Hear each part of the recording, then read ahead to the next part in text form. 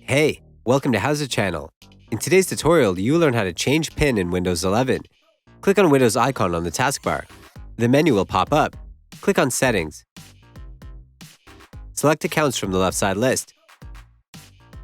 Click on Sign In Options. Click on PIN option. Click on Change PIN.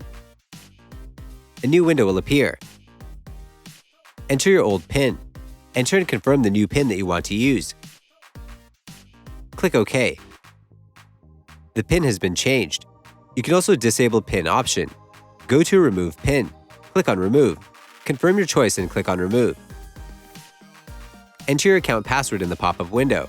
Click OK. The PIN has been removed. That's it. Thanks for watching the video. Please like it and let us know if you used any of our tips and tricks. Subscribe to our channel. We upload new tutorials every day. See ya!